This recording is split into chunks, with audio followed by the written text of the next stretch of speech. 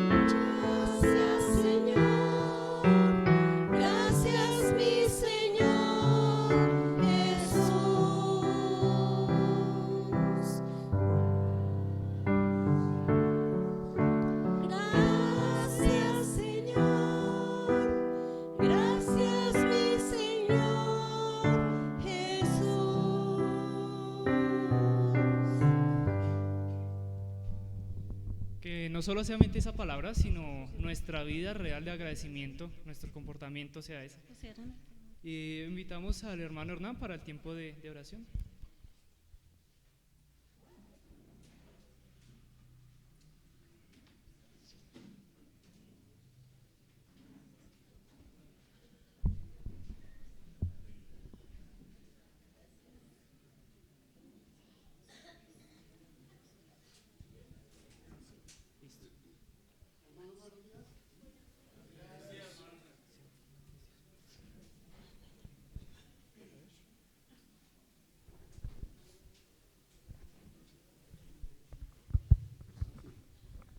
Buenos días, mis hermanos.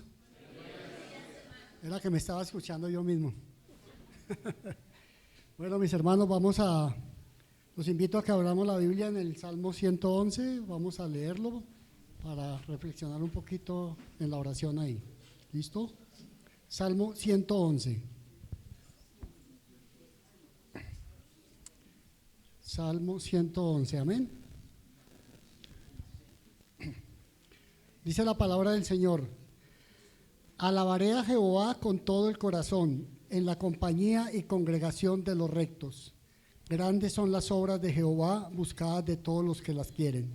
Gloria y hermosura de su obra, y su justicia permanece para siempre.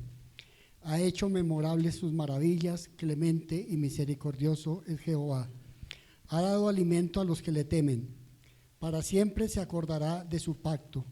El poder de sus obras manifestó a su pueblo, dándole la heredad de las naciones. Las obras de sus manos son verdad y juicio. Fieles son todos sus mandamientos, afirmados eternamente y para siempre, hechos en verdad y en rectitud.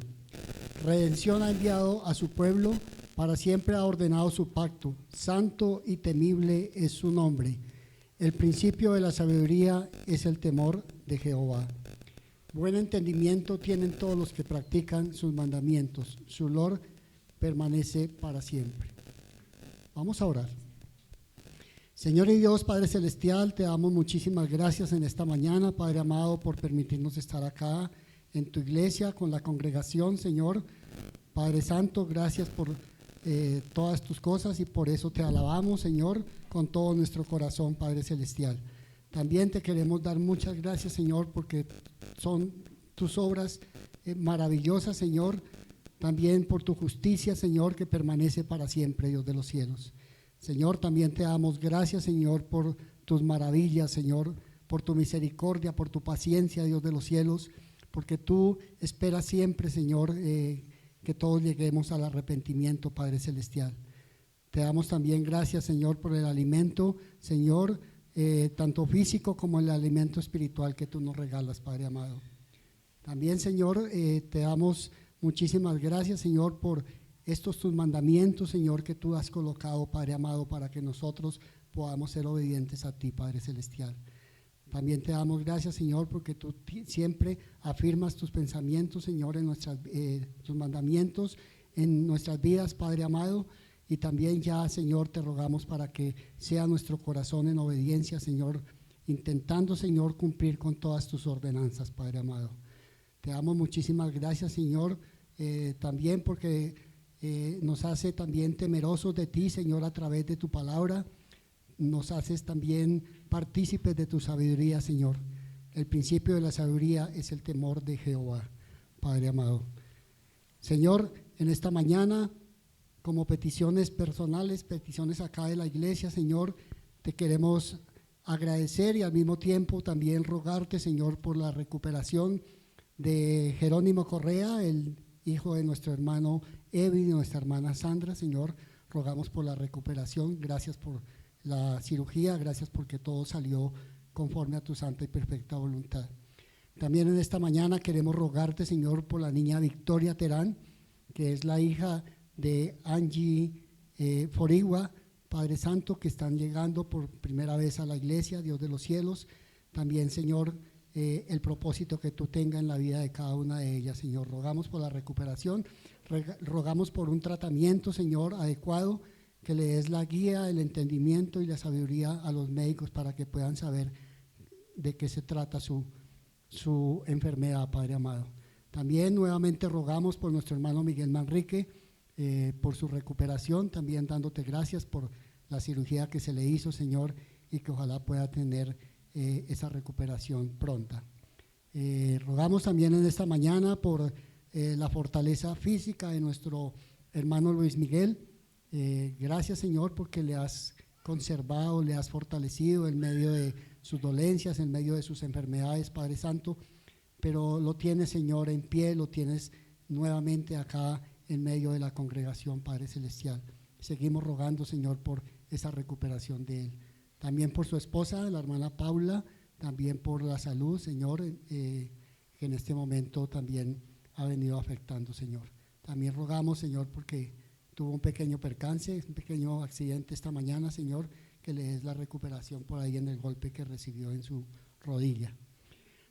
Padre Celestial, también queremos rogarte, Padre amado, porque en este momento aún estamos viendo todavía esta gripa, esta epidemia, estas secuelas tal vez del COVID, de la pandemia. Padre Santo, vemos que muchos hermanos están con resfriados, con esta gripa, con mucha tos. Padre Celestial, rogamos el alivio, rogamos que nos ayudes a salir de esta situación, Padre amado.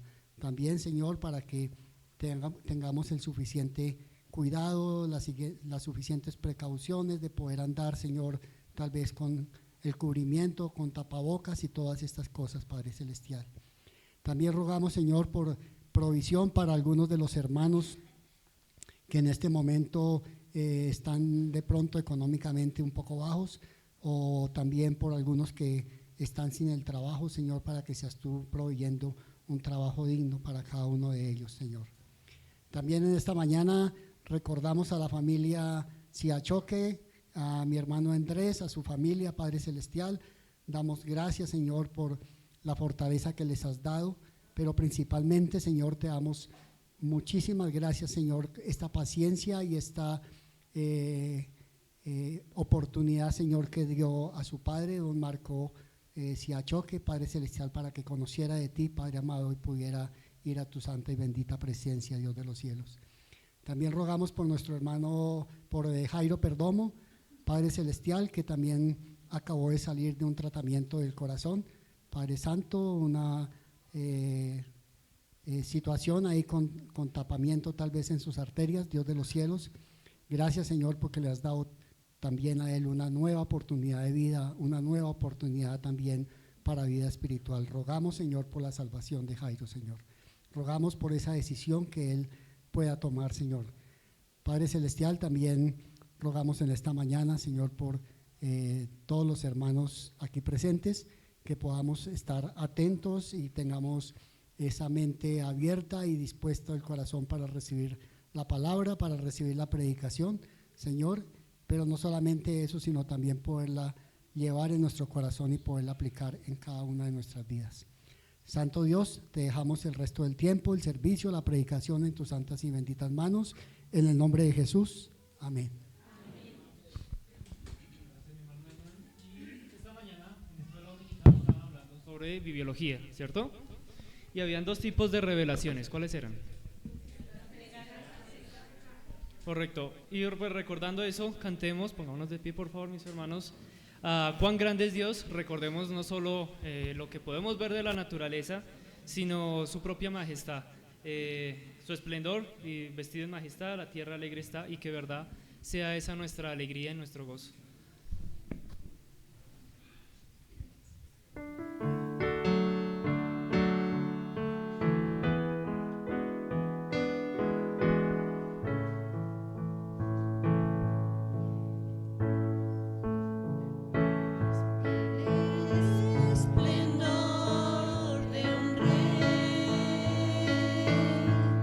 Vestido en majestad,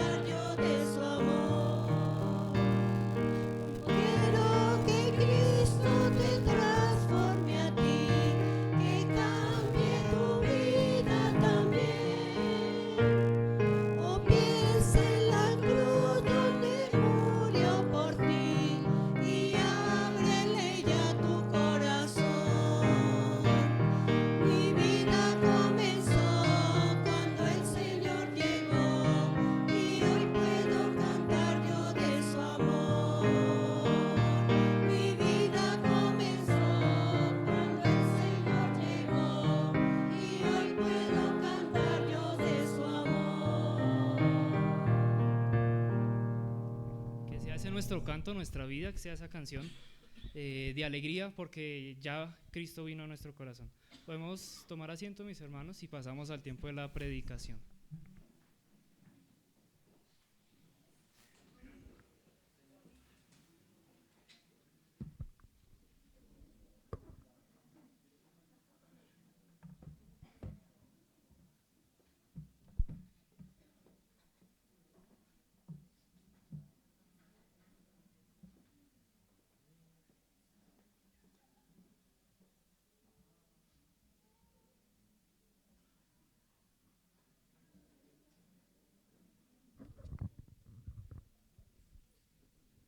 Iglesia, muy buenos días. El Señor bendiga grandemente a cada uno de ustedes. Queremos más bien dar un saludo especial en esta mañana a César Andrés. César Andrés, ¿en dónde está? Por aquí. ¿Se puede poner de pie un momento, por favor? Y también a la señora Adelina Moreno. Bienvenidos a la Iglesia Manuel. Queremos darles un aplauso, por favor, de bienvenida. En lo que podamos servirle, aquí tenemos a nuestro pastor Marco y a varios de los hermanos, entonces estamos dispuestos a ayudarles y poderles guiar también. Van a estar un tiempo de pronto grande con nosotros, eso solo lo sabe el Señor y lo saben ustedes. ¿Quién los trajo? El hermano Fernando haciendo la tarea del Señor. Listo, pueden sentarse muy bien. De pronto alguien más, alguien nuevo, alguien que esté por ahí, mira aquí a su alrededor, mira ahí por favor, todos son ya de la vieja guardia, dijeron por ahí. Y los que estaban por segunda y tercera vez de pronto también de nuevo, bienvenidos. También nos da mucha alegría ver a Jairito, el Señor dándole una oportunidad más que está usted aquí con nosotros y eso también nos alegra muchísimo. Bueno.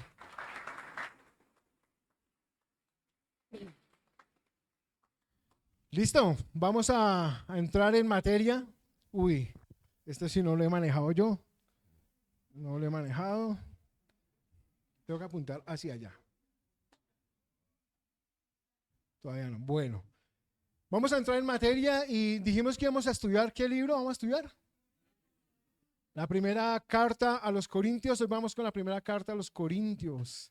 Vamos a estar mirando su contexto, muchas cosas, porque vemos importante que antes de poder adentrarnos en esta carta, y antes de poder de pronto explorar y detallar algunos de los temas que allí se encuentran, podamos primeramente mirar un panorama así muy por encima, pero algo que nos muestra algo de claridad de lo que se estaba viviendo, de lo que aconteció allí en estos tiempos.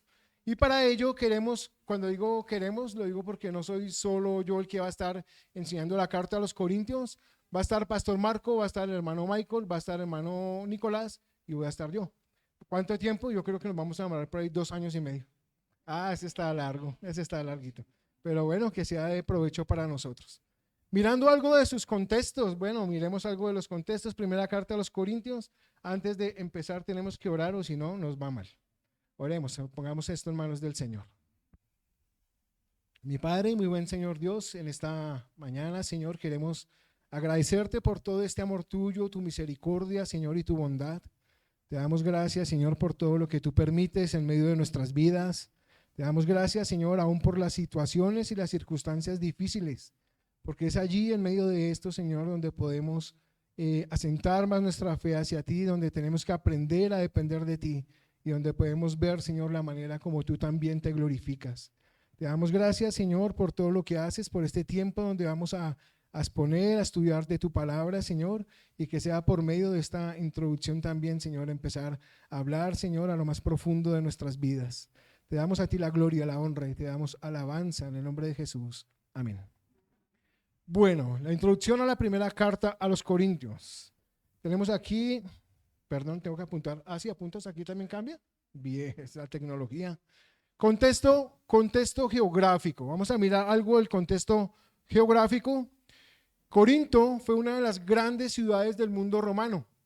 En el siglo I, cuando el Imperio Romano estaba tomando posesión de muchos territorios, también llegó precisamente allí donde estaba Corinto. El imperio romano es lo que ustedes ven ahí en amarillito, todo eso hacía parte del imperio romano.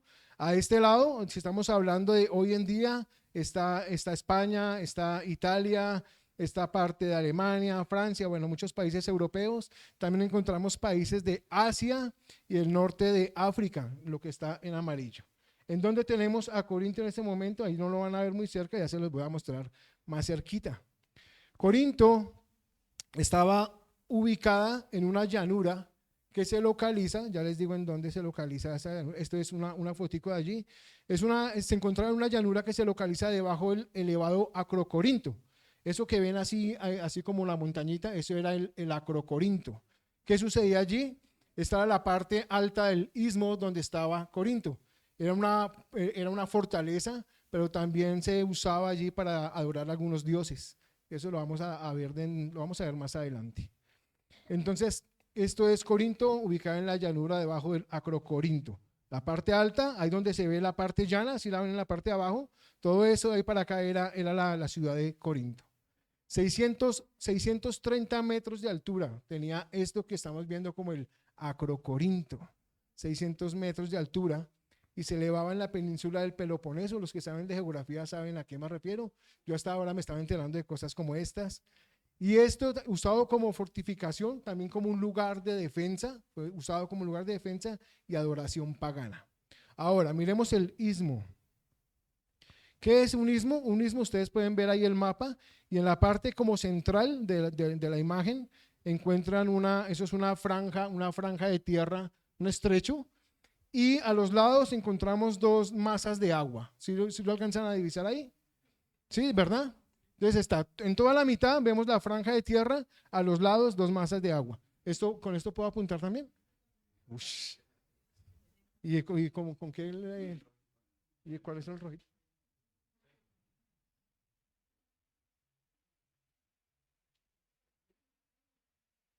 Ahí está, esto es Corinto. Aquí donde el pastor nos mostró, ¿tengo que volver a oprimir? Es que los nervios no me dejan. Aquí está, aquí lo encontramos, aquí está Corinto.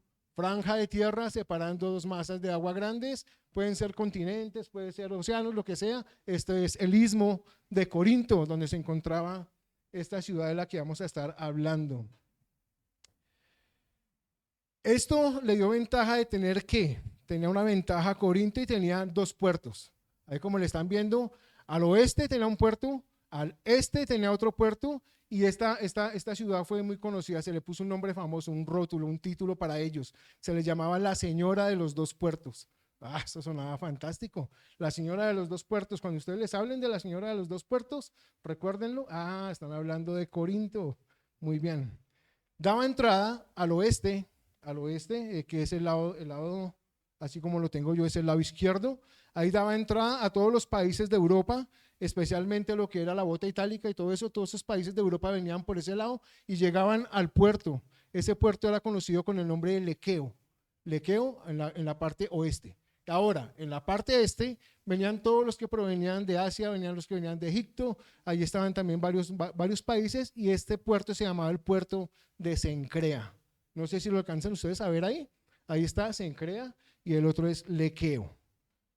Esto es contexto geográfico. ¿Ya sabemos al menos dónde quedaba? Ya no estamos tan perdidos. ¿Estaba en dónde, pastor? En Grecia. Muy bien, en Grecia. Algo del contexto histórico que tenemos por aquí. La conquista romana, en las últimas batallas que tuvo el imperio romano con los griegos, allí en estas últimas batallas ya el imperio griego ya estaba mermando, estaba tomando dominio los romanos, y en esas últimas batallas que tuvieron fue cuando conquistaron Corinto. Eso fue en el año 146 antes de Cristo, año 146 antes de Cristo. Pero fue reconstruido por Julio César, en el año 44, también antes de Cristo. O sea que los romanos volvieron, eso había quedado ruinas totalmente, y estos romanos se pusieron a la tarea, encabezado por Julio César, de empezar a levantar de nuevo esta ciudad. Es una ciudad estratégica por muchas cosas que ya vamos a ver a continuación, y en la cual los romanos muy inteligentes pusieron el ojo y dijeron, aquí podemos hacer dinero, esto militarmente también es muy buena, y bueno, entraron ahí a levantar las ruinas en Corinto. ¿Qué más miramos del contexto histórico? Se destinó como una colonia para los veteranos de guerra. Todos aquellos romanos veteranos de guerra, eso era como decir los veteranos de Vietnam, que también les daban honor. A estos hombres veteranos de guerra de los romanos les dieron esta colonia para que ellos estuvieran viviendo allí. Se convirtió también en la capital de la provincia de Acaya. ¿Alguien ha escuchado esto de Acaya? Que era importante también en esos tiempos. Esta era la capital de la provincia de Acaya. Cada 2 años, y con muchísimo orgullo, ellos celebraban los Juegos Olímpicos, los Juegos Ísmicos. Los Juegos Ísmicos tenían una diferencia con los Olímpicos. Los Olímpicos celebrados en Olimpia, los Ísmicos celebrados ¿en dónde? En Isminia, ¿cuál Isminia? En el Istmo de Corinto. Allí celebraban los Juegos Ísmicos. Y estos Juegos Ísmicos tenían gran importancia también, tal cual como eran los Juegos Olímpicos. De pronto el Juego Olímpico era como el Mundial, pero estos Juegos Sísmicos, eso ya era como la Copa Libertadores, también era muy importante, entonces tenía gran importancia. Y esto lo voy a decir ahorita más adelante cuando miremos algo también de cultura. Bien, estamos en los Juegos. Se hizo muy famosa, esto sí lo deben saber los que han leído la Biblia, se hizo muy famosa por su libertinaje sexual, famosísimo libertinaje sexual.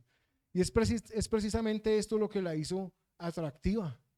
Fue muy atractiva para muchos hombres que querían dar rienda suelta a su carne, pues entonces allí en Corinto se encontraba de todo.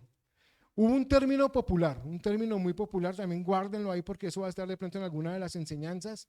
Había un término que decían corintizar o corintianizar, y esto se usaba como verbo y hacía referencia a las prácticas inmorales. Entonces alguien de pronto podía ser tratado como un corintio o como una corintia. Cuando se referían a una corintia, están refiriéndose a una ramera o a una prostituta. Los emperadores de la época, cuando se escribió la carta, precisamente eran Claudio y el otro muy conocido, no sé si lo conozcan, Nerón. Nerón y Claudio, ¿sí lo conocían a Nerón? Nerón, ahí está Nerón y Claudio. Bueno, lo han visto en fotos. Esto en cuanto al contexto histórico, esto eran de parte de los Juegos Ísmicos y de las varias cosas que hacían. Hablando de la población, esta ciudad, al ser romana, era gobernada por el derecho y también por las leyes romanas. O sea, estaba en Grecia, hacía parte de Grecia, pero estaba gobernado y todo lo que se decía de la ley romana era lo que se cumplía. Su lengua oficial, el latín, pero su influencia, la lengua griega. Era más en esta ciudad, en este tiempo, habitaban entre 800,000 a 1,000,000 de personas. 800,000 a 1,000,000 en ese tiempo estaban allí. Hoy en día, cuando usted averigua sobre la ciudad de Corinto, habitan más o menos 30,000 personas. O sea que eso se redujo. ¿Por qué? También lo vamos a ver más adelantico. Se cree que la mitad de estas personas que vivían allí eran esclavos. Además, había sido repoblada con los colonos. ¿Quiénes eran los colonos? Los veteranos de guerra, los veteranos también del ejército, y también estaban los libertos. Yo me acuerdo de esa clase que nos dio Pastor y una nos la dio Nicolás. ¿Quiénes eran los libertos? ¿Lo recuerdan? ¿Nicolás sí se acuerda? ¿No se acuerda el pastor también?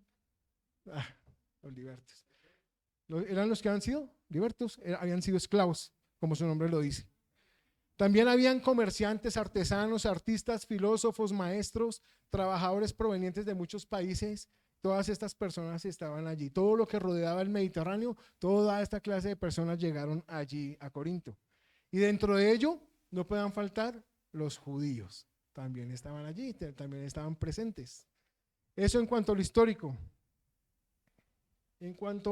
Miremos aquí, tengo aquí primero en cuanto a lo económico. Y en cuanto a lo económico, favorecida por los 2 puertos que tenía Corinto, digamos que sus residentes se dieron cuenta de lo que le digo, las personas que los estaban gobernando se dieron cuenta que a eso había que sacarle jugo. Era esta franja de tierra, puerto a un lado, puerto al otro, todo el mundo tenía por obligación, tenían que llegar por este lado. O si no, tenían que darse la vuelta completa por todo Grecia, la parte sur de Grecia. Entonces se ahorraban trabajo, se ahorraban tiempo, ahorraban un poco de cosas. Entonces, obviamente llegaban por este lado. Muchísimas veces, en medio de estos viajes, sucedía lo que encontramos en Hechos de los Apóstoles, en uno de los viajes de Pablo, donde habían vientos muy fuertes, los vientos huracanados, el Euroclidón, que eran vientos que estaban allí presentes en esta zona, y estos vientos eran tan fuertes que dañaban las naves, se dañaban estas embarcaciones, por ende tocaba repararlas. ¿A dónde iban a hacer reparaciones? Pues que era lo mejor, llevarlas a los puertos, y allí en los puertos estaban estos almacenes, habían almacenes para esto, con sus repuestos, que se le dañó la vela, le cambiamos la vela, que se le dañó esto, ellos trabajaban también con eso, y eso hacía que llegara mucho dinero también allá a Corinto. No solo resguardaban y reparaban naves, sino que también fue refugio para los marineros. Entonces allí llegaban los marineros, y estos marineros encontraban hospedaje, tenían hospedaje, encontraban alimento, y adivine qué más encontraban. Encontraban diversión, esa diversión insana, pero estaban felices, marineros, comerciantes, todo el mundo llegaba allí, eran felices todos los que llegaban allá de alguna manera. Listo, por aquí, seguimos mirando. Al mismo tiempo se convirtió en una ciudad multilingüe, multicultural y multirracial. Muchas lenguas, obviamente, porque venían muchas culturas, muchas razas, porque venía gente de todo lado. Comerciantes de todo el mundo conocido en ese momento llegaban a Corinto. En cuanto a los juegos ísmicos, estos juegos, lo que les estaba diciendo, congregaban atletas y congregaban también aficionados. Eso es, haga cuenta cuando se hace un mundial. Se hace el mundial, y en ese país donde se hace el mundial, todo el mundo llega allá. ¿Cuánto dinero se movía o cuánto dinero se mueve en los mundiales? Se mueve muchísimo dinero. Entonces, de esta misma manera hacían los corintios, y ellos recibían a todas estas personas, y había comercio del que usted quisiera encontrar. Además de la gran cantidad de impuestos recaudados de los talleres artesanales que les estaba contando. Se recibía plata por un lado, se recibía plata por el otro, allá no faltaba el dinero, no faltaba el dinero. Se podría decir hasta cierto punto que Corinto era una ciudad turística. Muchos concuerdan que se puede comparar con una ciudad hoy en día.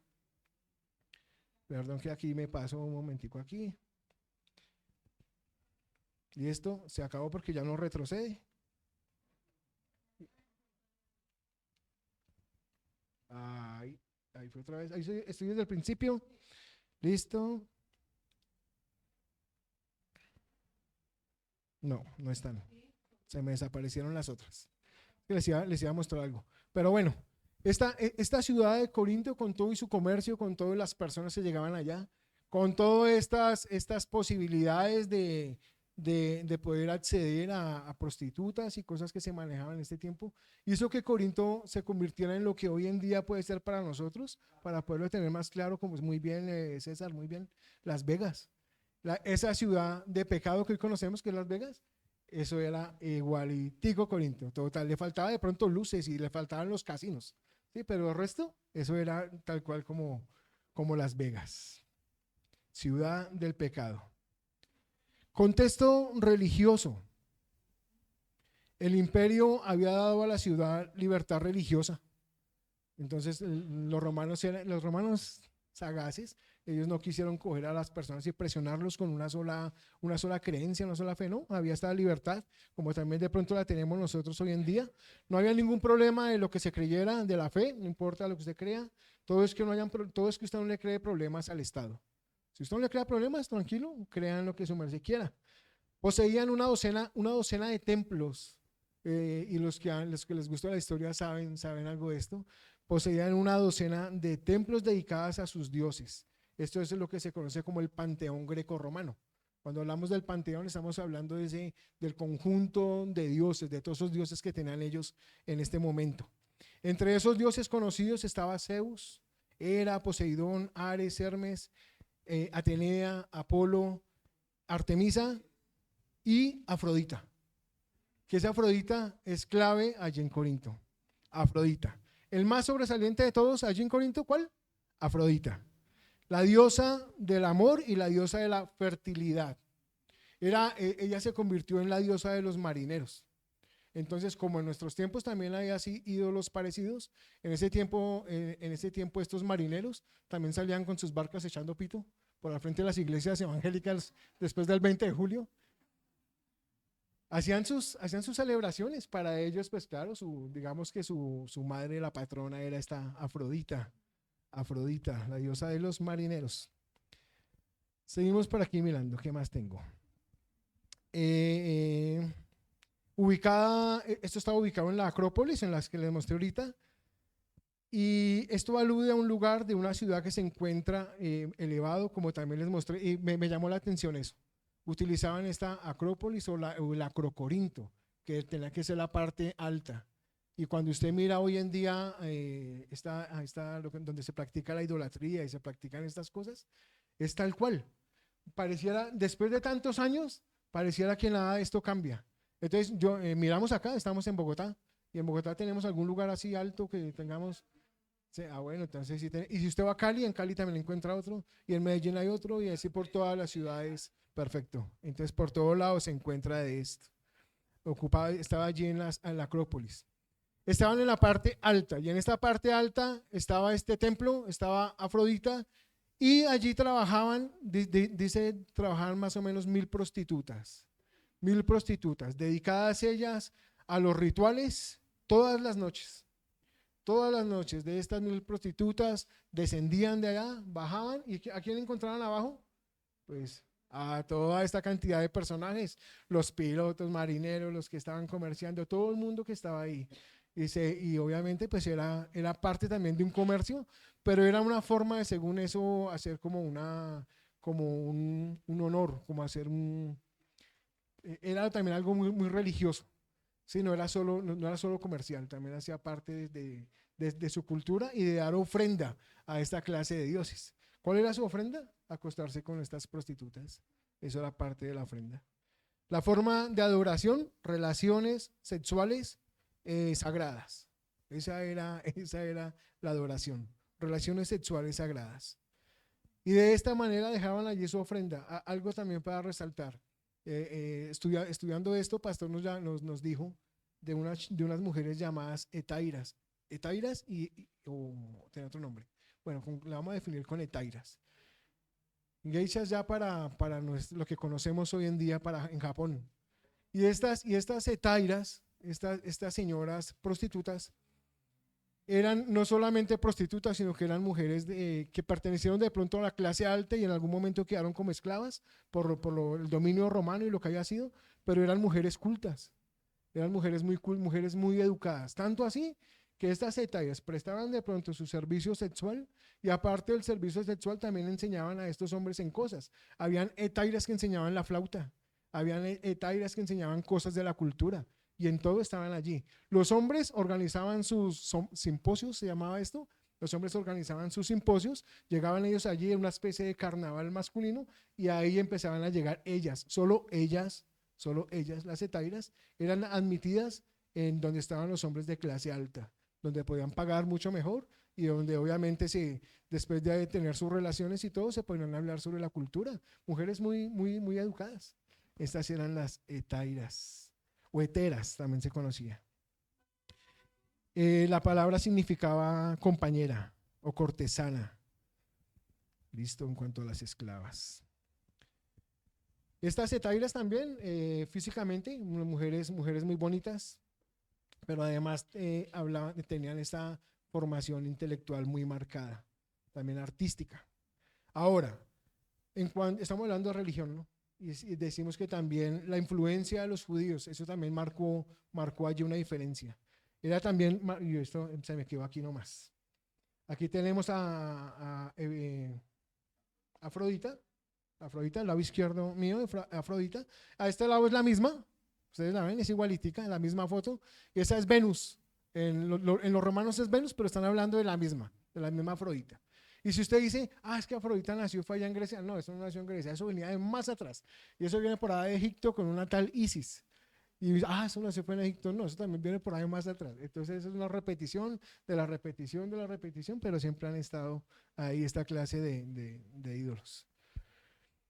La influencia de los judíos también marcada, se les había concedido practicar su religión siempre y cuando no fueran revolucionarios de nada, tenían que respetar el Estado, se les dejaba practicar allí a los judíos. Y era así que podían tener, ustedes encuentran eso en la Biblia, ellos podían tener, también tenían derecho a su sinagoga. La sinagoga también, en Corinto, también allí encontraban una sinagoga judía. ¿Dónde encontramos esto? Hechos capítulo 18, versículo 4. Si lo quiere buscar allí, por favor. Hechos 18, 4.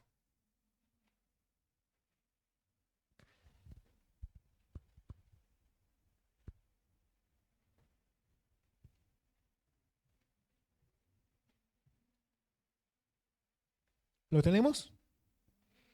Y dice así, más o menos desde el 3 para darle un poco de contexto. Y como era del mismo oficio, se quedó con ellos y trabajaban juntos, pues el oficio de ellos era hacer tiendas. Aquí está hablando de Priscila y Aquila. Y en el 4 dice, y discutían en la sinagoga todos los días de reposo y persuadía a judíos y a griegos. ¿Quién discutía? Pablo. ¿En dónde? ¿En la sinagoga que estaba en dónde? En la sinagoga que estaba en Corinto. También tuvieron derecho a su sinagoga. En este ambiente y bajo la creencia de que el cristianismo era una secta, también por eso también fue aceptado el cristianismo, porque ellos lo veían como que eso era una secta, pero eso era una secta de los mismos judíos. Entonces por eso dejaron que el cristianismo entrara y avanzara también de la manera como avanzó. Listo. Y no fue sino hasta el final del reinado de Nerón. El final del reinado de Nerón es más o menos años 54, años 58, y fue hasta ahí más o menos ahí donde empezó la persecución contra el cristianismo. Entonces ahí ya me armó un poquito lo que pasó allí. Seguimos mirando otros movimientos religiosos. Esto sigue hablando aquí de las señoras geichas. Hablando de otros movimientos religiosos muy difundidos en la ciudad, el gnosticismo. Entonces, apareció el gnosticismo. No quiero hacer tampoco algo profundo de esto, lo vamos a estar viendo de pronto en las enseñanzas, allí se va a enseñar. Y este gnosticismo fue tal vez la herejía más peligrosa que amenazó a la iglesia cristiana en el siglo I, siglo III. Influenciada por filósofos como Platón, ahí aparece el gnosticismo, adoptando conceptos. Quiero utilizar palabras que les voy a tratar de explicar. Dice conceptos dualistas o el tal dualismo. Esto es una enseñanza que afirma una posible existencia entre dos principios supremos. Son dos cosas que son las que se resaltan por encima de todo. Una puede ser el cuerpo y el alma. Eso es un dualismo. El yin y el yang, el bien y el mal. Pero para ellos en este momento era el espíritu y la materia. Entonces, ¿qué decían los gnósticos? El gnóstico asegura que la materia es inherentemente mala.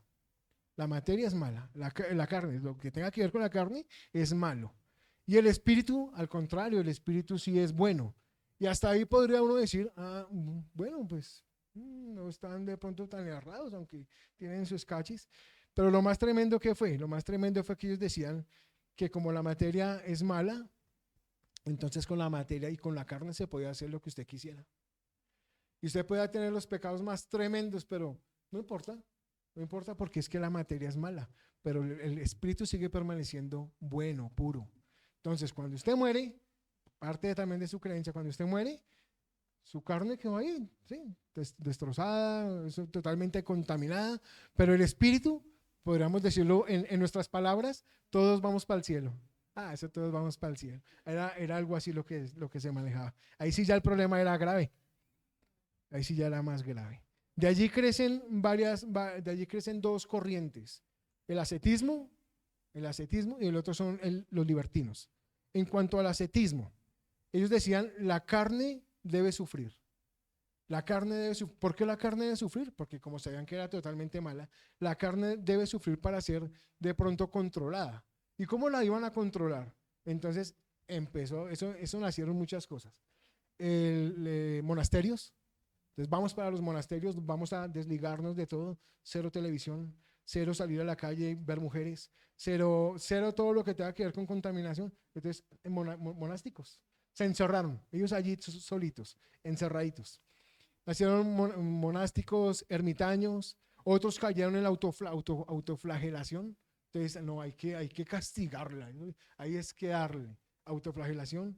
Otros de pronto, y de pronto se puede vivir hoy en día, ayunos severos, unos ayunos fuertes, unos ayunos duros, 1 semana, 2 semanas, 3 semanas, 40 días, ayunos severos. ¿Para qué? Para debilitar la carne y según eso, espiritualmente empezar a volar. Eso en el ascetismo. Los libertinos decían que la carne es libre, pues no daña el espíritu. Entonces, estos hombres se dieron ¿a qué? Al desenfreno. Había fornicación, habían orgías, libertinaje sexual, y creo que esta corriente fue la que marcó allí lo que sucedía en Corinto.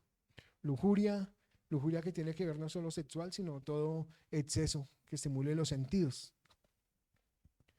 Entre las actividades cotidianas,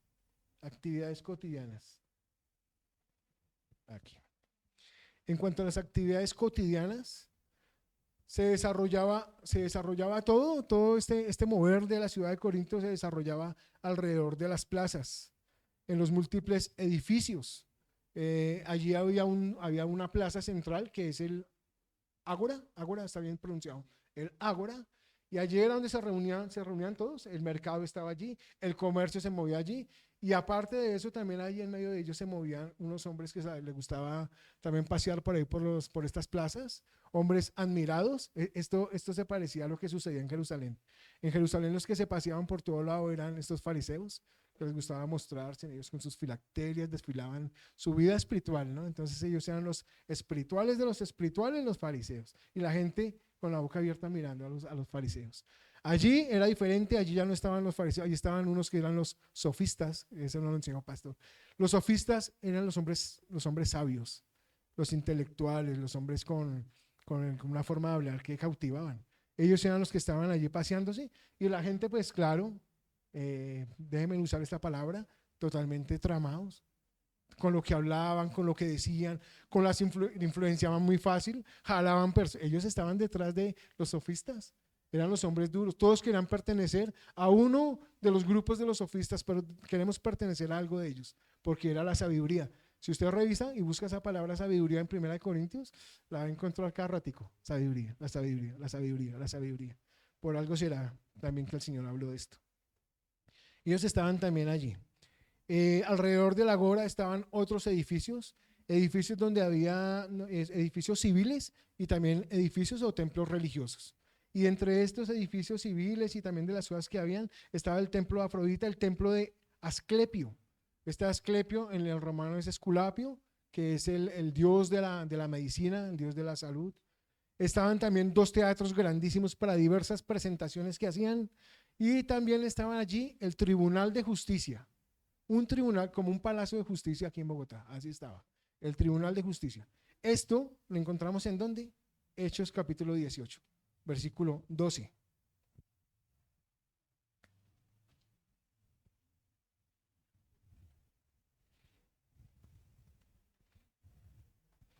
Un poquitico atrás, desde el 10. Porque yo estoy contigo y ninguno pondrá sobre ti la mano para hacerte mal, porque yo tengo mucho pueblo en esta ciudad, le dice Dios a Pablo. Y se detuvo allí 1 año y 6 meses enseñándoles la palabra de Dios. Pero siendo Galión procónsul de Acaya, los judíos se levantaron de común acuerdo contra Pablo. ¿Quiénes se levantaron? ¿Los griegos contra Pablo? No, los mismos judíos se levantaron contra Pablo y le llevaron al tribunal. Este tribunal era el que estamos hablando, el tribunal allí de justicia que quedaba al pie del ágora. Actividades cotidianas están estas. ¿Hasta ahí vamos bien? Listo, entonces miremos de pronto también, importante, cómo se fundó la iglesia. Entre el año 50 y el año 52 después de Cristo se fundó la iglesia. Pero ¿cómo sabemos eso? Pues hombres que han estudiado, y la misma palabra también da base, hay base bíblica para decir esto. Y en Hechos capítulo 18, en el versículo 1, Hechos 18:1, ahí donde estamos, Hechos 18:1 dice: después de estas cosas, Pablo salió de Atenas y fue a Corinto. Entonces, escuchen bien esto. Después de estas cosas, cosas que estaban sucediendo antes, y ahorita miramos en el capítulo 17, pero en el 18 dice que después de estas cosas que sucedieron en el 17, Pablo salió de Atenas. ¿A dónde estaba Pablo? En Atenas, y salió a Corinto. ¿Cuándo sucedió eso? Año 50, año 52. En el versículo 5, para que podamos, venga, miramos este mapa. Aquí tengo mapa. Este mapa es el primer viaje misionero de Pablo. En el primer viaje misionero. En el primer viaje misionero de Pablo, ¿a dónde dijimos que estaba Corinto? ¿Me ayudan? Bueno, acá, ¿cierto? Aquí está, este es el estrecho, este es Corinto. Y estas flechitas significan el viaje que hizo. Entonces podemos descartar en el primer viaje misionero de Pablo. No, ahí no fue. Entonces, ¿en cuál fue? ¿Cuántos viajes hizo Pablo? ¿3? ¿4?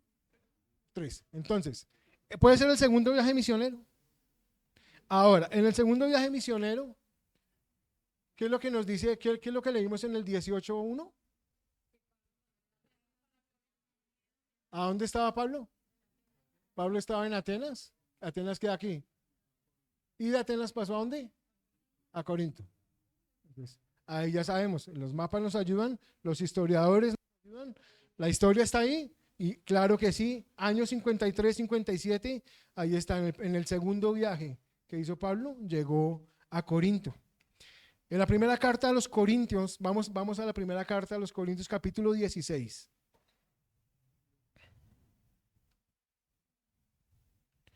En el capítulo 16, en el versículo del 5 al 9. Perdón, no los quiero enredar todavía ahí. Ahí déjenla ahí porque sí lo vamos a mirar ahorita. Pero sí quiero que miremos en el 5, en el versículo 5 de Hechos 18.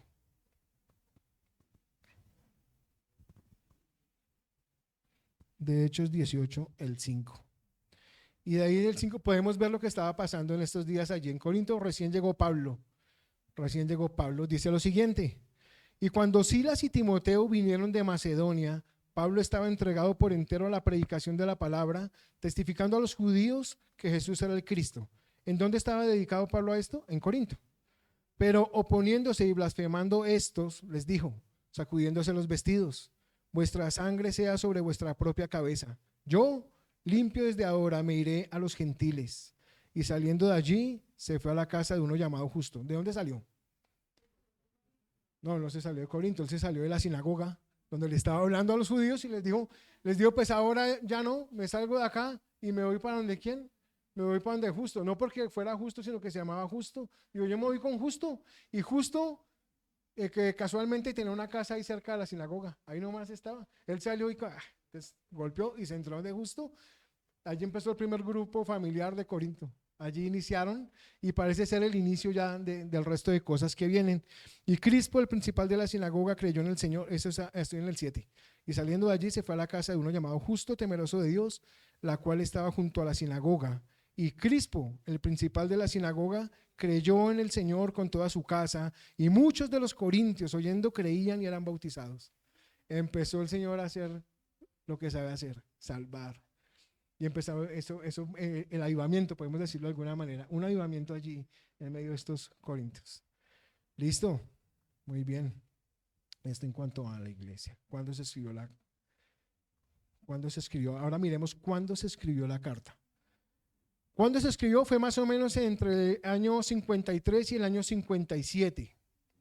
La base bíblica para poder dar esto por sentado está en ahora sí, la primera carta a los Corintios. Capítulo 16, versículos 5 al 9. Primera carta a los Corintios. Capítulo 16, versículos 5 al 9. Dice así: iré a vosotros cuando haya pasado por Macedonia. Aquí está escribiendo Pablo, ¿no? Pablo está escribiendo diciendo, iré a vosotros cuando haya pasado por Macedonia. ¿Por qué tiene que ir a Macedonia? Ahí dice, pues por Macedonia tengo que pasar. Ahí está la respuesta. Y podrá ser que me quede con vosotros, o aún pase el invierno, para que vosotros me encaminéis a donde haya de ir. Porque no quiero veros ahora de paso. O sea, Pablo, ¿qué tenía pensado? Pablo quería ir a Corinto, pero no quería pasar así como de, ¿qué hubo? ¿Qué? ¿Cómo están ya? Me tengo que ir mañana, voy de afán, chao. No, yo quiero pasar tiempo, ay, están pasando cosas, necesito pasar tiempo allí. Pablo en la tarea. No quiero verlos de paso, pues espero estar con vosotros algún tiempo, si el Señor lo permite. Ah, bonito también eso, ¿no? Si el Señor lo permite. Pero estaré en Éfeso. ¿Estaré en dónde? Hasta Pentecostés. ¿En dónde estaba cuando escribió la carta? Le damos el versículo otra vez. Pero estaré en Éfeso hasta Pentecostés. ¿A dónde estaba? Entonces, esa carta la escribió Pablo estando en Éfeso, escribió carta a los Corintios. ¿Cuánto tiempo había pasado de cuando se fundó a cuando escribió la carta? Habían pasado más o menos entre 6 y 7 años. 6, 7, 8 años, ahí estaba. 7 años. Y lo más tremendo, ¿sabe qué es? Que ya habían problemas en la iglesia. 7 años y ya habían varios problemas. Y así pasa, pues en todo lado, ¿no? En todas las iglesias sucede esto. Más adelante vamos a mirar también algo. Aquí quiero dejarlos con que cuando se escribió la carta, año 53. Año 53. Y si miramos el mapa,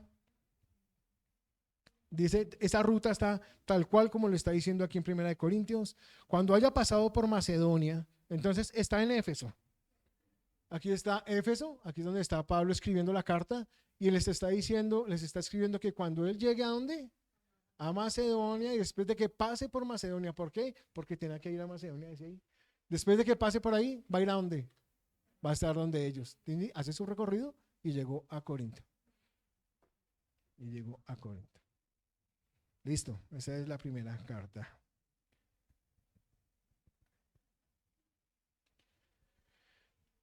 Lo que estamos estudiando es la primera carta a los Corintios, pero no es la primera carta a los Corintios. Pero, ¿cómo así? Es que parece que hay otra carta. Antes de esa hay otra carta. Y la carta se refundió. No sabemos quién la cogió. Esta es la hora que no la encuentran. Y esa que se refundió es la primera carta. Esta que estamos estudiando sería la segunda. Pero como no hay más, entonces decimos, esta es la primera carta a los Corintios. También hay una tercera carta. Se refundió. También, quién sabe a quién mandaron con esa carta, la refundieron. Y esa tercera carta a los Corintios es la que conocemos nosotros como la segunda carta a los Corintios. Entonces, 2 se refundieron, tenemos 2, y de ahí es donde sostenemos todo lo que estamos hablando. Ahora, cronología de los tiempos. Vea esto hablando de la cronología de los tiempos. En el año 49, aquí ya esto se acabó.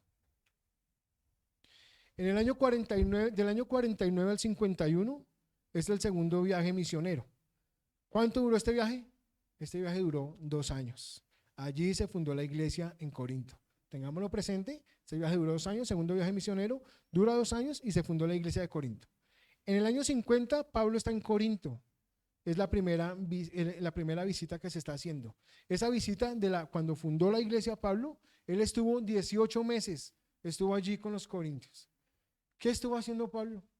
La tarea que el Señor le había mandado.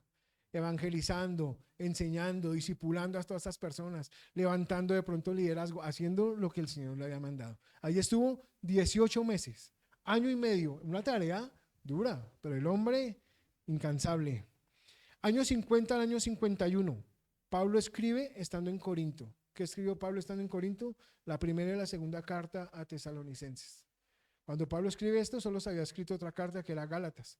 Gálatas y primera y segunda de Tesalonicenses, y no habían más, ya no habían más cartas, ahí habían 3. En el año 54 al 58, Pablo inicia su tercer viaje misionero. Ese tercer viaje misionero duró 4 años y funda la iglesia de Éfeso, que fue el que acabamos de ver, esa ruta que tenía ahí en ese mapa, fundó en Éfeso y ahí es donde dice que va a salir a Macedonia para después ir a Corinto. Año 57, Pablo escribe Primera de Corintios. En el año 57, lo que estamos hablando. 7 años después, escribió la primera carta a los Corintios. ¿Desde dónde la escribió? Desde Éfeso. La iglesia tenía 7 años de fundada. Y ahí es cuando nosotros a veces idealizamos a la iglesia primitiva. Y decimos, no, pues rico ser como ellos al principio. Uy, chévere ser como la iglesia cuando inició, cuando empezó a florecer. Y uno mira la carta a los Corintios y dice, en verdad, muy, muy chévere, muy bonito lo que se estaba viviendo en Corintios. De pronto no era tan bonito. Entonces, idealizamos cosas que de pronto pasaron y que lamentablemente hoy seguimos cometiendo también esos mismos errores. Por eso de la primera carta de Corintios podemos aprender muchísimo, que es lo que vamos a estar viendo todo este tiempo. Estuve en el año ¿qué? 57. En el año 58, Pablo escribe segunda de Corintios desde Macedonia. En el mismo año 58, Pablo hace su segunda visita a Corinto. Esta visita sí duró poquito. Él llegó, duró 3 meses, entre comillas poquito. Ahí estuvo, 3 meses después. En el año 58, Pablo escribe Romanos desde Corinto. Y del año 58 al 68, Pablo escribió el resto de las cartas. La última que escribió, la segunda carta a Timoteo, en el año 68. Ahí ya acabó Pablo con lo que tenía que escribir. Y algo que no podemos dejar pasar por alto, ¿cuáles son esos temas que vamos a estar tocando? ¿De qué vamos a estar hablando en 1 Corintios? Pues eso es cierto, no tienen así como ese deseo de saber qué vamos a tratar, cómo es lo que vamos a ver. Vamos a seguir hablando de esas señoras que eran muy cultas, pero que eran las prostitutas. Vamos a seguir hablando de los problemas que sucedían en la Acrópolis. ¿Qué vamos a mirar? Entonces tenemos 2 bloques. Uno de los bloques del capítulo 1 al capítulo 6, bloque grande, ahí tenemos un informe de los de la casa de Cloé. Es un informe de los de la casa de Cloé. No sabemos si sea una señora, no sabemos si son varias, si son una familia completa, si es una ciudad, pero esta ciudad pasó un informe a Pablo. Llevaron un informe a Pablo. ¿Cómo lo toma usted? Aquellos que llevan informes al pastor. Ah, ya sé lo que están pensando. Vamos a mirar quiénes eran también y qué fue lo que pasó allí. Del capítulo 1 al capítulo 4 vamos a hablar de la división que hay en la iglesia. División en la... Ay, había división en la iglesia de Corinto también. Sí, ahí también había. 4 capítulos, vamos a mirar sobre eso. El capítulo 5 al capítulo 6, inmoralidad sexual. 2 capítulos, vamos a ver, inmoralidad sexual. En el capítulo 7 vamos a hablar del matrimonio y también algo de cómo evitar esa inmoralidad sexual. Capítulo 7. Capítulo 8 al capítulo 10, la conciencia y los ídolos. Capítulo 11 y capítulo 14, algunos problemas en las prácticas cotidianas dentro de la iglesia. Habían problemas dentro de la iglesia, no me lo van a creer. Habían problemas en la profecía, habían problemas. Habían problemas porque se estaba haciendo mal, se estaban ejerciendo mal los dones. Habían problemas por la falta de amor, muchas cosas que estaban sucediendo dentro de la iglesia. Se reunían y habían estos problemas. Prácticas cotidianas. Capítulo 15, ellos tuvieron dificultad con la doctrina de la resurrección. Problemas con esa doctrina de resurrección. Capítulo 16, para terminar, organización interna entre Pablo y los hermanos en Corinto. Se reúnen, van a organizar cosas. Allí vamos a encontrar esto en el capítulo 16. ¿Cómo ven los temas? Tenemos hartísimos temas que mirar. Y de esos, obviamente no es un tema y se acabó, no, es un tema especificando cosas. Entonces vamos a tener un buen tiempo mirando esta primera carta a los Corintios. Un inventario así, había una tarea. Yo recuerdo el día que el pastor les dijo, necesito que todos lean primera carta a los Corintios y vayan mirando cuáles son los temas que usted va encontrando. ¿Cuántos hicieron la tarea? Hermano Carlos, gracias. Gracias, hermano Carlos. Pero no, varios por ahí miraron, varios estuvieron por ahí analizándola y encontraron cosas. Haciendo un inventario, hagamos un inventario rápido de estos problemas que habían allí. Estos problemas en 7 años de vida de la iglesia de Corinto. Un inventario rápido. Les voy a nombrar algunos problemas. Divisionismo, soberbia. Eso es allá, ¿no? Allá en Corinto. Eso aquí ya, eso no sé. Humanismo filosófico, ceguera espiritual, carnalidad, prejuicio, arrogancia, inmoralidad sexual, implacables, libertinos, egoísmo en la actividad conyugal, divorcio sin razón, discriminación, imprudencia, insensibilidad a las necesidades pastorales, sin pasión por evangelizar, indisciplina, abusos de la cena, olvidaron el propósito de los dones, falta de amor, inmadurez, caos en las reuniones, falta de sujeción. ¿Quiere más? No, pero eso es allá, ¿no? Allá es que esos corintios y no. No, es como nosotros, por ahí de estas como ¿cuántas tenemos nosotros? Una, sí. Ante esto, pensaba y dije, bueno, listo, la información está y eso es lo que queríamos transmitir hoy. Esta información, que tengamos claro ese panorama, que podamos saber qué es lo que vamos a estudiar y por qué estaban pasando tantas cosas allí dentro de la iglesia. Pero también yo dije, pero ¿qué de esto que se ve como un estudio, qué me quedó a mí? Y la verdad, pues quiero compartirlo.